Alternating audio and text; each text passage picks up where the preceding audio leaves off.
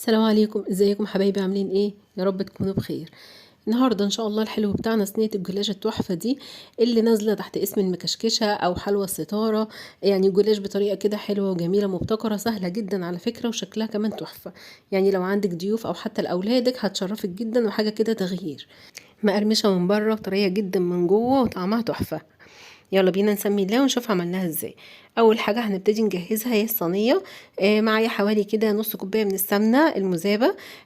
سمنه او زبده، او ممكن تكون سمنه مثلا على زيت. هنبتدي ندهن الصينيه خالص من كل الجوانب وهنركنها على جنب. دي الحشوة. هي عبارة عن سوداني بس مفروم وجوز هند، يعني مفيهاش سكر خالص، مفيهاش مكسرات، تعتبر يعني ايه الحشوة اقتصادية. وفي نفس الوقت لو عايزة تعمليها من غير حشوة تنفع طبعا، وتبقى جميلة كمان وطعمها لذيذ. لفة الجلاش بتاعتي دي نص كيلو. ببتدي اجيب لفة الجلاش، طبعا بفتحها، واهم حاجة ان طول ما انت شغالة فيها هتلفيها بفوطة علشان انا عايزاها تبقى طرية ما تنشفش. هبدأ اخد من الجلاش ورقتين ورقتين، يعني بالشكل ده كده. هاخد الورقتين هحطهم على بعض، وهبتدي ارش عليهم سمنة بسيط، وهدهنهم كده يعني دهنة بسيطة بالشكل ده. وهبتدي ارش الحشوة بشكل عشوائي، وهبتدي اكشكشها كده او اضمها زي ما هو واضح كده في الفيديو بالظبط. طبعا الحشو مش هتقع منها، ما تقلقوش، لان هي بتدخل ما بين الكسر دي اللي احنا بنعملها.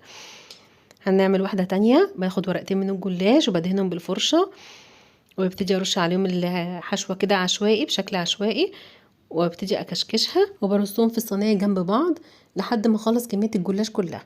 طبعا انا وانا شغاله كده ببقى فاتحه الفرن على درجه حراره 200، وبدخل الصينية على الشبكة في النص، بتقعد لها حوالي تلت ساعة أو 25 دقيقة. خلصت الصينية كده كلها بالشكل ده ورصيتها، شكلها تحفة طبعا. ببتدي بقى ارش عليها بقية السمنة اللي فاضلة، وبنتوصى كده بالجوانب شوية والأطراف. وبعدين الخطوة التانية بجيب كوبايتين من اللبن، وبحط عليهم باكو من الكريم كراميل اللي هي بودرة الكريم كراميل، من غير سكر برضو من غير أي حاجة. بديهم تقليبة كده لحد ما اطمن ان الكريم كراميل داب خالص في اللبن. وببتدي ازقيه الصينية خالص من كل جنب برضو، يعني من النص ومن الأطراف من الجوانب. وبميل الصينية كده شمال ويمين، وبضغط عليها بمعلقة عشان اطمن ان الجلاش كله شرب من الخليط. بتدخل الفرن، وزي ما قلت لكم هي خدت بالظبط 25 دقيقة وطلعت بالشكل ده. وبكون محضره كوبايه من الشربات الوسط، اول ما بتخرج من الفرن السخنه بسقيها. والشربات ده هكتب لكم المكونات بتاعته في صندوق الوصف. كوبايه ونص من السكر، عليهم كوبايه من الميه وعصره ليمونه. ببتدي بقى اقطعها، ولو عايزاها طريه خالص ممكن تغطيها بفويل او تغطيها حتى بفوطه وتسيبيها كده شويه، يعني 10 دقايق تتشرب وتطرى. لكن انا مش عايزاها، انا عايزاها تبقى من بره مقرمشه، ومن جوه هي بطبيعه الحال بتكون طريه ولذيذه. فانا سبتها ما غطيتهاش.